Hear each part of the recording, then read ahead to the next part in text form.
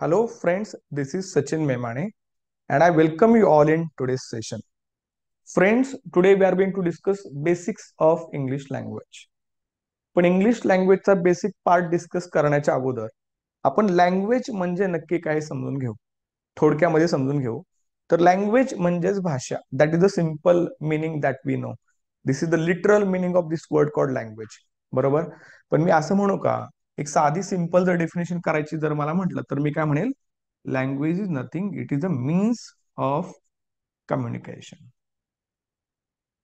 म्हणजे भाषा हे संवादाचं एक माध्यम आहे.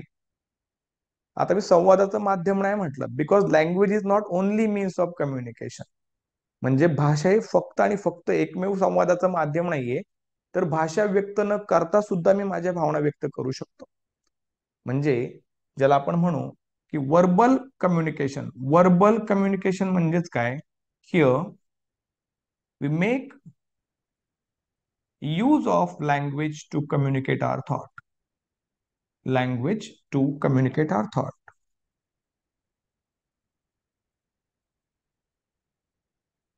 म्हणजे आपले विचार व्यक्त करण्यासाठी आपण काय करतो, भाषेचा वापर करतो. याला आपण म्हणतो वर्बल कम्युनिकेशन.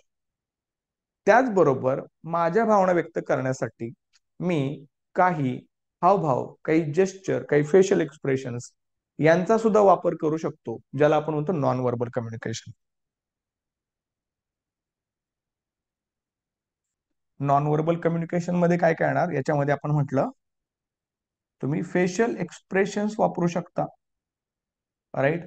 त्याचबरोबर तुम्ही जेस्चर्स म्हणजे हावभाव सुद्धा वापरू शकता. यांचा वापर करून तुम्ही तुमच्या भावना व्यक्त करू शकता. पण नॉन वर्बल कम्युनिकेशनला मर्यादा आहेत.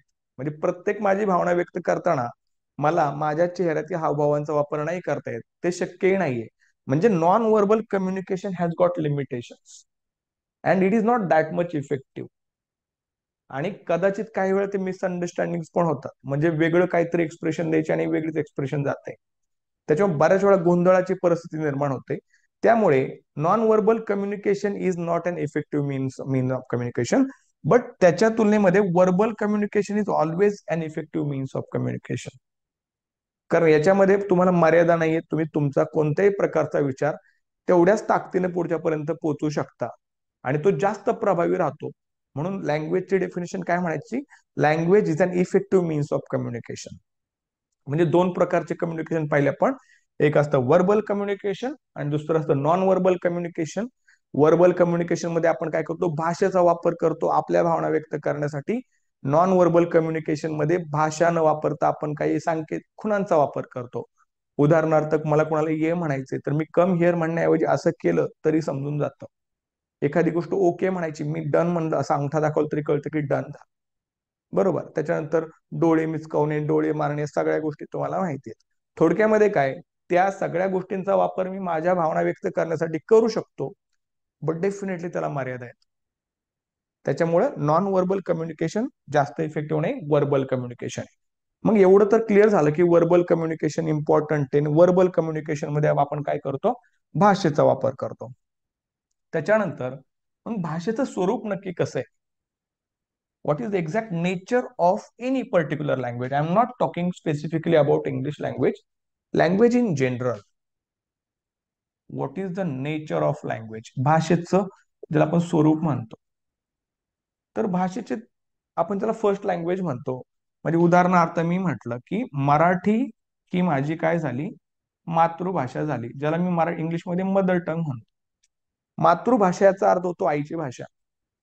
म्हणजे बाळ जन्माला आल्यानंतर आईचं आणि बाळाचा जो संवाद होतो ना, तो आईच्या भाषेत होतो. आईची जी भाषा असते ते बाळ ऐकतं आणि त्याच भाषेला ते अनुकरण करून हळू बोलायला लागतं. म्हणून त्यालाच आपण काय म्हणतो, लँग्वेजचे 4 स्किल्स आहेत. LSRW. एल म्हणजेच काय, लिसनिंग. बरोबर. म्हणजे कोणतीही भाषा शिकणारा पहिल्यांदा ऐकतो आणि त्याच प्रकारचे साऊंड तो प्रोड्यूस करायचा प्रयत्न करतो, त्याला आपण म्हणतो स्पीकिंग. म्हणजे सेकंड स्किल इज स्पीकिंग. म्हणजे लहान बाळ बोलतं की आई मला जेवायला दे, पण जर तुम्ही त्याला म्हटलं ना लिहून दे, तर त्याला लिहिता येणार नाही, पण त्याला ते बोलता येतं. त्याच्यानंतर ज्यावेळेस ते बाळ शाळेमध्ये जातं, त्याच्यानंतर त्याला पहिल्यांदा वाचायला शिकवतात. म्हणजे त्याला सांकेतिक खुणा दाखवल्या जातात की हे ए फॉर ऍपल, बरोबर ना, बी फॉर बॉल, आणि त्यानंतर त्याला काय कळतं, वाचता येतं, आणि त्या वाचलेल्या सांकेतिक खुणा ते लक्षात ठेवतं, आणि त्याच्यानंतर ते लिहायला शिकतं, ज्याला आपण म्हणतो रायटिंग. म्हणजे writing is the most purified skill of any language. म्हणजे एखादी भाषा जर तुम्हाला लिहिता येते ना, याचा अर्थ तुम्ही त्या भाषेमध्ये चांगले आहात. तर कोणते कोणते स्किल पाहिले आपण, LSRW. म्हणजे हे कोणत्याही भाषेचे असू शकतात, मराठीचे असतील, इंग्लिशचे असतील, हिंदीचे असतील, कोणत्याही भाषेचे. So we start with listening, and after listening that particular language we try to imitate those sound. आपण त्याचं अनुकरण करतो, नंतर ती बोलायला शिकतो, आणि त्याच्यानंतर शाळेमध्ये फॉर्मल एज्युकेशन मध्ये ते आपण वाचायला शिकतो, आणि वाचलेल्या सांकेतिक खुणा लिहायला शिकतो.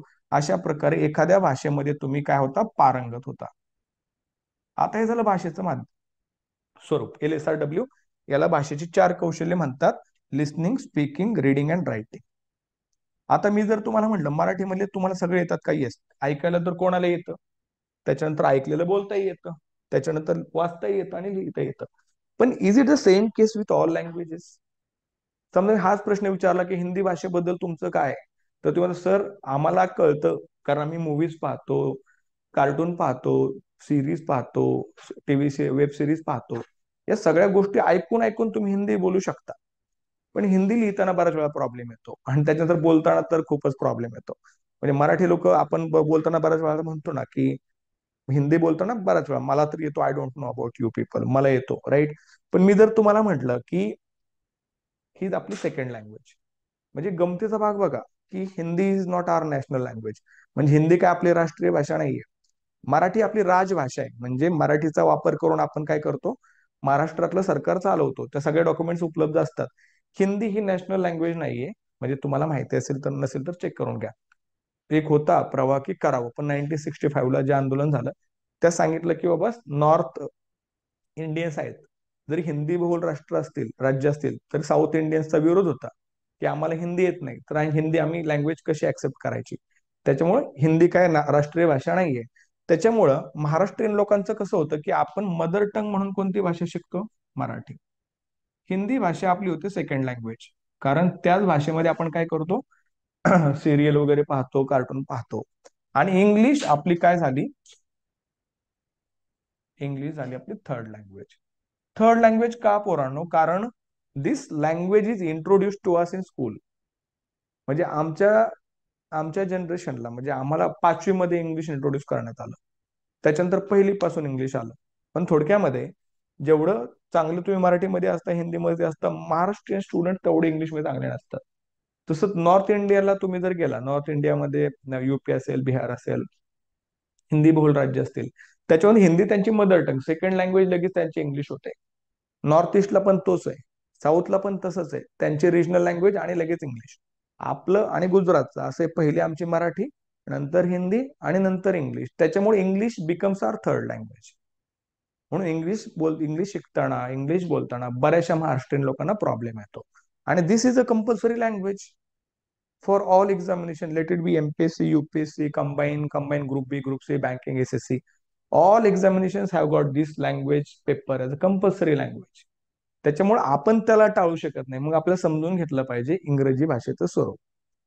आता हे झालं इंग्रजीचं, की इंग्रजी आपली थर्ड लँग्वेज आहे, इंग्लिश आपली तिसरी भाषा आहे, आणि ती भाषा आपल्याला समजली पाहिजे, शिकली पाहिजे, आणि ती बऱ्यापैकी तुम्हाला माहिती असते, कारण ती शाळेमध्ये आपण शिकत शिकत आलेलो इथपर्यंत असतो. आता याच्यानंतरचा भाषेचं स्वरूप काय असतं, समजा मी तुम्हाला म्हटलं नेचर, तर हे समजलं की English is our third language, Marathi our first language, Hindi our second language.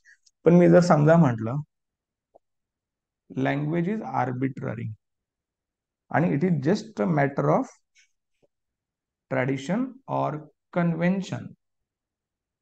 म्हणजे लँग्वेज ही एक परंपरेचा भाग आहे. म्हणजे एका जनरेशनकडून दुसरी जनरेशनकडे लँग्वेज ट्रान्सफर केली जाते, राईट. म्हणजे आणि भाषेमध्ये बदल व्हायला खूप वर्ष लागतात. म्हणजे तुम्हाला माहिती आहे, संस्कृत नंतर प्राकृत, प्राकृत भाषेनंतर मराठी. तसंच लँग्वेज इज आर्बिट्ररी. म्हणजेच काय, आर्बिट्ररीचा अर्थ असा होतो की समजा मी हा हातामध्ये पेन घेतला, या पेनला पेन का म्हणायचं, कारण सगळे पेन म्हणतात म्हणून. मराठीमध्ये याला लेखणी म्हणायचं. बरोबर, मग लेखणी का म्हणायचं? सगळे म्हणतात म्हणून म्हणायचं. म्हणून there is nothing in this object that makes me to call this particular object as a pen. याला पेन का म्हणायचं? सगळे म्हणतात म्हणून म्हणायचं. साधं सिंपल लॉजिक आहे. समजा पाण्याला का म्हणायचं? पाण्याला वॉटर का म्हणायचं? कारण सगळे वॉटर म्हणतात म्हणून म्हणायचं. पाण्यात पण तुम्ही म्हणू शकता H2O, हायड्रोजन ऑक्सिजनचे रेणू असलं तर पाणी तयार होतं. मग परत प्रश्न, तो हायड्रोजनला हायड्रोजनच का म्हणायचं? ऑक्सिजनला ऑक्सिजन का म्हणायचं? सगळे म्हणतात म्हणून म्हणायचं. त्याच्यामुळे we have to learn language as it is, we can't change it. मी गमतीने कायम उदाहरण देतो की आठवड्यामध्ये आपल्या किती वार असतात? 7 वार असतात. सोमवार, मंगळवार, बुधवार, गुरुवार, शुक्रवार, शनिवार आणि रविवार. मग आपण काय म्हणतो? 7 वार असेल तरी आपण त्याला काय म्हणतो? वी कॉल इट आठवडा. मग जास्त लॉजिकल काय वाटतं पोरांनो? जास्त लॉजिकल वाटतं सातवडा. सातवडा जर म्हटलं ना तर लोक हसतील. बरोबर, कारण लॉजिकल नाही ना ते. म्हणजे हिंदीमध्ये तुम्ही सप्ताह म्हटला तर चालतं. सप्ताह म्हणजे 7 दिवसांचा एक समूह सप्ताह. इंग्लिशमध्ये त्याला आपण काय म्हणतो? इंग्लिशमध्ये त्याला आपण वीक म्हणतो. अ वीक म्हणजे एक आठवडा. पण मराठीमध्ये त्याला आठवडा म्हणायचं. मग तुम्ही म्हणता सर 8वा दिवस परत येतो म्हणून आठवडा. ठीक आहे, पण तसं विचार जर केला तर लॉजिकलच्या 7 म्हटलं पाहिजे. पण आपण म्हणू शकतो का? नाही म्हणू शकत. We can't change it. So we have to accept the language as it comes. म्हणून लँग्वेज इज आर्बिट्ररी. सगळ्या गोष्टींना आपण तसं का म्हणायचं? तसं म्हणतात म्हणून म्हणायचं. There is nothing in that particular object that makes us to call that particular object as that particular name. Right, याला आर्बिट्ररी म्हणतात. आणि दुसरं म्हणजे language just a matter of tradition, convention. भाषा ही परंपरेने आपल्याकडे येते. म्हणजे आपले आई वडील घरात बोलतात ते आपण बोलतो, त्याच्यानंतर आपली मुलं बोलतात, त्या मुलांची मुलं बोलतात. याच्यामध्ये चेंजेस होतात पण खूप हळूहळू होतात. आता जर तुम्ही पाहिलं असेल ना तर व्हॉट्सअपची भाषा वेगळीच आली बघा. काही मुलं, समजा मी म्हणलं GNSD. GNSD म्हणजे काय? Good night sweet dream. हा शॉर्ट फॉर्म झाला. म्हणजे काही वर्षानंतर असं होईल की या भाषेमध्ये सुद्धा या भाषेतच लोक संवाद करतात. म्हणजे चॅटिंग करताना, बरोबर ना. समजा मी टॉक टू यू लेटर म्हणजे असं काहीतरी TTLR or something, talk talk to later on. हे शॉर्ट फॉर्म कदाचित समजायला जड जातात. पण language goes through transition, but this transition is not fast, it takes time. म्हणजे हजारो वर्ष लागतात भाषेमध्ये बदल व्हायला. त्याच्यामुळे लँग्वेज आपण काय समजून घेऊ की लँग्वेज इज आर्बिट्ररी, जशी आहे तसेच घ्यायचे. आणि कन्व्हेन्शन म्हणजे परंपरेचा भाग म्हणून ते ऍक्सेप्ट करावे लागतं आपल्याला. आणि लँग्वेजला मी तुम्हाला म्हटलं आपण बदलू शकत नाही, आहे तसे ऍक्सेप्ट करायचं. मग त्याच्यानंतरचा पुढचा प्रश्न येतो, सर इंग्लिशमध्ये किंवा कोणत्याही भाषेमध्ये भाषा अगोदर का ग्रामर अगोदर? व्हॉट कम्स फर्स्ट, इंग्लिश और एनी पर्टिक्युलर लँग्वेज? त्याच्यामध्ये लँग्वेज फर्स्ट और ग्रामर फर्स्ट? तर काही मुलांचं म्हणणं असेल, म्हणजे तो आपला तो प्रश्न असतो ना, कोंबडी आधी का अंड, त्या टाईपचा प्रश्न या. पण तो तो जटिल प्रश्न आहे. याच्यामध्ये एवढं अवघड काही नाहीये. याच्या साधं लॉजिक आहे. याच्यामध्ये सुरुवातीला काय येते? Language come first. Language comes first आणि त्याचा what ever scientific study of that particular language, of that particular language is called grammar. म्हणजे त्या भाषेचा शास्त्रशुद्ध अभ्यास, म्हणजे भाषेचा शास्त्रशुद्ध अभ्यास ज्याच्यात केला तो त्याला आपण म्हणतो इंग्लिश ग्रामर. त्याला आपण म्हणतो इंग्लिश ग्रामर. मग आता मी म्हटलं इंग्लिश ग्रामर पर्यंत तरी आलो की बाबा आपण भाषेची व्याख्या केली, व्हर्बल कम्युनिकेशन म्हणजे काय, नॉन व्हर्बल कम्युनिकेशन काय पाहिलं, लँग्वेजचं स्वरूप समजून घेतलं की language is just a matter of tradition, convention, arbitrary, you can't change it, we have to accept it as it comes to us. Right, या सगळ्या गोष्टी मी तुम्हाला हे म्हटलं की लँग्वेज आपली इंग्लिश लँग्वेज थर्ड लँग्वेज आहे. त्याच्यामुळे बऱ्याचशा महाराष्ट्रीयन लोकांना इंग्रजी भाषा अवघड जाते. या सगळ्या गोष्टी जरी खऱ्या असल्या तरी जेव्हा आपण ऍक्च्युली सुरुवात करतो इंग्रजी भाषेच्या अभ्यासाला, when we start to study English language, when we start to study English grammar, the first question arises in our mind, which should be the first topic that I should study? पहिला कोणता topic ज्याला घेऊन मी सुरुवात करावी? तर याच्यामध्ये वेगवेगळी उत्तर मिळतात. काही लोक म्हणतात sir we should start with parts of speech, आपण शब्दांच्या जातीपासून सुरुवात करावी. काय म्हणतात no sir, article is important, A and the, त्याने सुरुवात करावी. काहींचं वेगळंच असतं. काहींचं म्हणणं असतं सर तुम्ही टेन्स पासून सुरुवात करावी. म्हणजे we have got different opinions about language topics that this should be the first topic and this should not be the first topic. पण मला असं वाटतं वैयक्तिक की कोणतीही भाषा बनताना काही सांकेतिक खुणांपासून बनलेली आहे, बरोबर का नाही? उदाहरणार्थ पूर्वीच्या काळामध्ये म्हणजे खूप आदिम काळामध्ये ज्यावेळेस भाषेचा विकास झालेला नव्हता, त्यावेळेस भाषा ही कशी विकसित झाली तर असं म्हटलं जातं, पशु पक्ष्यांच्या आवाजाला अनुकरण करून काही सांकेतिक खुणा या रंगाच्या स्वरूपात लिहिल्या गेल्या, ज्याला आपण काय म्हणतो वर्ण. वर्ण म्हणजेच काय? रंग. मग मराठी ग्रामरचा अभ्यास करताना तुम्हाला माहिती असेल पहिलाच टॉपिक कोणता आहे तर वर्णविचार. आणि मराठीमध्ये जे काही 50-52 वर्ण असतील त्या वर्णांपासून अक्षर तयार होतं, अक्षरापासून शब्द तयार होतो.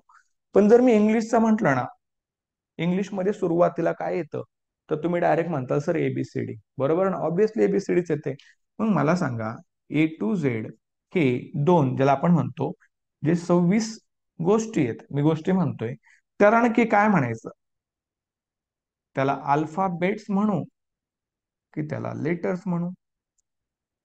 मग लेटर्स म्हणजेच काय? लेटर म्हणजे पत्र पण बरं का, ते नाही. लेटर म्हणजे अक्षरे आणि अल्फाबेट म्हणजे सांकेतिक खुणा आहेत पोरं. म्हणजे जर तुम्ही म्हटलं ना की sir there are 26 letters in English language, it is a wrong sentence. Y? Because there are not 36 letters, they are 36 alphabets. Sorry, 26 alphabets in English language. आणि हे 26 अल्फाबेट्स ए टू झेड एका सिक्वेन्सने जर आले तरच त्याला अल्फाबेट म्हणायचं. Sequence म्हणजेच काय? एका क्रमाने आले तर, बरोबर. आणि या क्रमाने नाही आले, समजा साधं उदाहरण देतो तुम्हाला की आता माझं नाव सचिन आहे, SACHIN. माझं नाव हे नाही ना ABCDE असं नाव आहे का? माझं नाहीये. याला काही अर्थही नाही. मग येस कोणत्या तरी नंबरचा वेगळा आहे, ए वॉवेल साऊंड आहे, परत त्याच्यामध्ये आय वॉवेल साऊंड आहे. पण तोच शब्द मी समजा असं लिहिला NACHIS, चिनस लिहिला CHINIS, तर हे सगळे आहेत ना, सगळे चुकीचे होतील. कारण हाच मिनिंगफुल होणार. कारण जरी same letters I am using in a same word, it cannot be a meaningful word because any word becomes meaningful when I am going to arrange particular letters in a particular order only. म्हणजे त्या लेटरची एका योग्य क्रमाने मांडणी केल्यानंतरच जो शब्द तयार होणार ना, तो शब्द म्हणजेच मिनिंगफुल असला पाहिजे. तरच मी त्याला काय म्हणतो? त्याला मी म्हणतो वर्ड. वर्ड म्हणजेच काय? शब्द. मग हा शब्द जो तयार होणार तो कशापासून होणार? लेटर्स पासून. त्या शब्दामध्ये काय असतात? शब्दामध्ये अल्फाबेट्स नसतात, शब्दामध्ये लेटर्स असतात. आणि ते लेटर्स एका पर्टिक्युलर क्रमाने आले तरच तो शब्द तयार होतो, हे मला समजलं. आता हा शब्द समजा मी म्हणलं आय. आता याच्यामध्ये एकच लेटर आहे आणि ते लेटर पण काय आहे? तो आय. आय म्हणजेच काय? It is a vowel sound. A vowel म्हणजेच काय? ऑवेल म्हणजेच स्वर. अरे म्हणजे परत मला 26 अल्फाबेट्सला दोन भागामध्ये विभाजित करावं लागेल. ते म्हणजे पहिला असतो तो कन्सोनंट्स आणि दुसरा असतो तो व्हॉवेल्स. म्हणजे आपल्या इंग्लिश लँग्वेज मध्ये 5 आहेत ना, ते स्वर आहेत. ते कोणते कोणते? ए, ई, आय, ओ आणि यू. आणि बाकीचे जे राहिलेले आहेत ना 21, तर 20 काय तर कन्सोनंट्स, ज्याला आपण मराठीमध्ये म्हणतो व्यंजन. आणि एक लक्षात ठेवा, स्वराशिवाय शब्द तयार होऊ शकत नाही. असे काही असतील ऑप्शन, एक्सेप्शनल केसेस बरं का, तुम्ही म्हणता सर आहे, असतील. पण समजा मी जर म्हटलं ना की हा आय, आयचा अर्थ काय होतो? मी. म्हणजे ऍक्च्युली काय लेटर आहे, पण लेटर असून तो काय पाहिला आहे? ऑवेल साऊंड आहे, बरोबर ना? पण मी याला काय म्हणतो? हे सर्वनाम इंग्लिश मध्ये. हा is a pronoun. What kind of pronoun? Personal pronoun. What kind of singular personal pronoun आहे. म्हणजे एखादं लेटर सुद्धा एक मिनिंगफुल अर्थ देऊ शकतं, जसं की आय देते. तसंच तसंच जो शब्द तुम्ही तयार करताल त्या प्रत्येक शब्दाची एक वेगळी जात असते. म्हणजे आता थोडक्यामध्ये आपण काय केलं, आपण 26 जे अल्फाबेट्स होते ना, त्या 26 दोन भागामध्ये विभाजन केलं. एक कन्सोनंट्स आणि व्हॉवेल साऊंड, त्याला स्वर म्हणतो. आणि यांचा वापर करून तुम्ही एका पर्टिक्युलर क्रमाने जर शब्दाची अक्षराची मांडणी केली आणि जर त्याला तो तयार झाल्या घटकाला जर अर्थ प्राप्त झाला तर तो शब्द होतो. समजा मी म्हटलं TABLE, टेबल. मग टेबल काय? टेबल आहे नाऊन. नाऊन काय झालं? नाऊन झाली शब्दाची जात, याला आपण नाम म्हणतो. म्हणजे थोडक्यामध्ये तुम्ही जो शब्द तयार करतात, whatever meaningful that word that you are going to make ना, that particular word has got a particular जात, त्याला आपण शब्दाची जात म्हणतो. मग शब्दांच्या जाती किती? तर तुम्हाला माहिती आहे, कोणत्याही भाषेमध्ये शब्दाच्या फक्त आणि फक्त 8 जाती असतात, सगळ्यांना माहिती आहे. Noun, pronoun, verb, adverb, adjective, preposition, conjunction आणि इंटरजेक्शन, ऍडवर्ब पण, राईट. या सगळ्या शब्दांच्या 8 जाती झाल्या. एक वाक्य देतो, समजा मी असं म्हटलं, समजा सात्विक is a student and he is smart. हे वाक्य, सात्विक is a student and he smart. आता सात्विक काय पुराणो? सात्विक आहे नाऊन. कोणत्या प्रकारचं नाऊन आहे? प्रॉपर नाऊन आहे ना. सात्विक म्हटल्यानंतर तुम्ही तेजसचा विचार नाही करणार. इज काय? क्रियापद आहे. त्याला क्रियापदाला आपण इंग्लिश मराठीत काय म्हणतो? इंग्लिश याला आपण म्हणतो वर्ब म्हणतो क्रियापदाला. आता स्टुडंट पण काय झालं? हे पण काय झालं? नाऊन झालं. पण व्हॉट काइंड ऑफ नाऊन? हे कॉमन नाऊन आहे, कारण स्टुडंट कोणी असू शकतो, मुलगा असू शकतो, मुलगी असू शकते, कोणताही स्टुडंट असू शकतो. अँडला आपण काय म्हणतो? कंजंक्शन म्हणतो. कंजंक्शन म्हणजे दोन शब्दांना जोडणारा शब्द, दोन वाक्यांना शब्दांना जोडणारा शब्द. मग ही काय आहे? हीची जात कोणती? तर ही काय आहे? प्रोनाउन आहे, याला आपण सर्वनाम म्हणतो. परत स्मार्ट काय? स्मार्ट म्हणजे विशेषण आहे, ज्याला आपण ऍडजेक्टिव्ह म्हणतो. एकाच वाक्यात किती शब्दांच्या जाती वापरल्या आपण? नाऊन वापरलं, एक झालं, वर्ब 2, त्याच्यानंतर कंजंक्शन 3 आणि 4, मग 4 शब्दांच्या जाती एका वाक्यात वापरल्या. म्हणजे आणि वाक्य मिनिंगफुल झालं. सात्विक is a student and he smart. सात्विक हा विद्यार्थी आहे आणि तो स्मार्ट आहे, तो हुशार आहे. मग तुम्ही ज्या प्रकारचे शब्द वापरता, प्रत्येक शब्दाला जाते.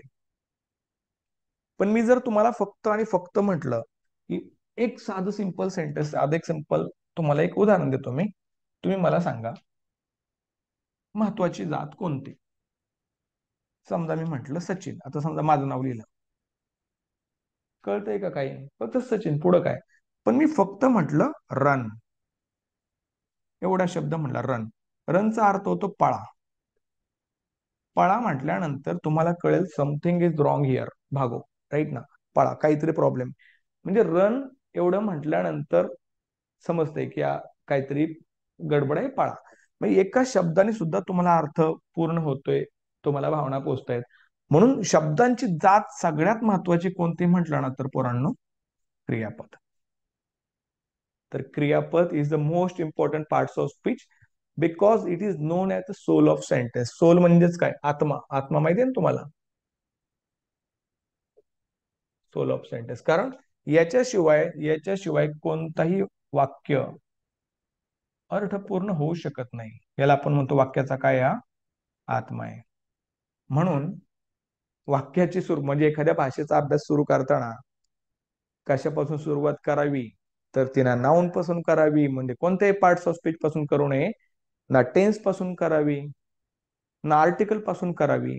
The study should be started with this topic called verb. म्हणजे क्रियापदापासूनच तुम्ही तुमच्या अभ्यासाची सुरुवात केली पाहिजे. म्हणजे तुम्हाला एकतर कळलं की क्रियापद is the most important parts of speech. Y? Because without having a verb in that sentence you cannot right a meaningful sentence. साधं सिंपल, एक सिंपल देतो वाक्य. म्हणलं सचिन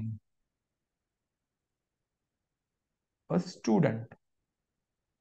आता सचिन विद्यार्थी. सचिन विद्यार्थी म्हणजे काय? इज म्हणजे आहे विद्यार्थी, होता विद्यार्थी, और विल बी अ स्टुडंट का असेल विद्यार्थी, नाही कळत मला. मग याच्याशिवाय पॉसिबलच नाही पोरांनो. मग सचिनलाही महत्व नाही, या विद्यार्थ्यालाही महत्व नाही. सचिन विद्यार्थी आहे, सचिन विद्यार्थी होता, सचिन विद्यार्थी असेल. All these sentences can be meaningful only if I have got this particular part of speech, that is verb in it. म्हणून एखाद्या भाषेचा अभ्यास करताना सगळ्यात महत्वाचा सुरुवातीचा जो टॉपिक तुम्ही घेतला पाहिजे तो म्हणजे क्रियापद. हे लक्षात ठेवा. आता एवढं आपण सांगितलं आजच्या सेशनमध्ये. पुढच्या सेशनमध्ये क्रियापद या टॉपिकवर मी डिटेलमध्ये बोलणार आहे. त्याच्या अगोदर जाता जाता आज जे काही केले त्याची शॉर्टमध्ये रिव्हिजन. मी तुम्हाला म्हटलं की लँग्वेज म्हणजे काय, it is a means of communication, आणि दोन मीन्स असतात, एक असतं वर्बल, दुसरं असतं नॉन वर्बल.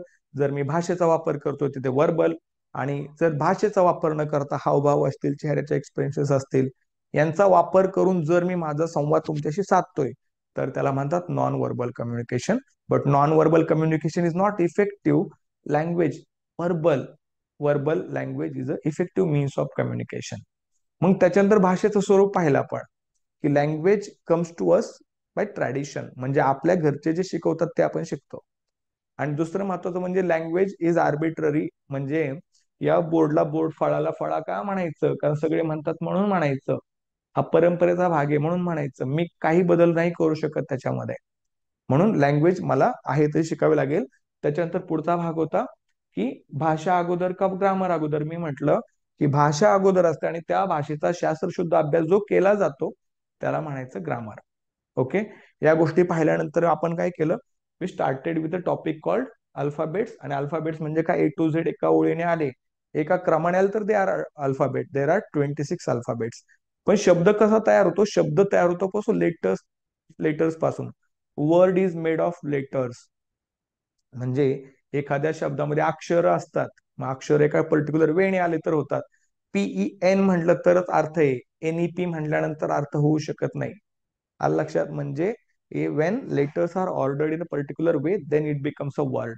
आणि तयार झालेला शब्द काही असू शकतो पोरांनो, तयार झालेला शब्द नाव असू शकतो, प्रोनाउन असू शकतो, वर्ब असू शकतो, ऍडजेक्टिव्ह असू शकतो, ऍडवर्ब असू शकतो, preposition, conjunction, interjection, it can be anything. आणि हे जे तयार झाले ना आठ, त्याला आपण शब्दांच्या 8 जाती म्हणतो.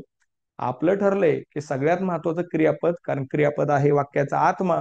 म्हणून आपण पुढचं जे टॉपिक घेणार, पुढचं जे लेक्चर घेणार ते क्रियापद या टॉपिकवर घेणार आहे. ठीक आहे. So thank you very much for watching this video. Thank you guys.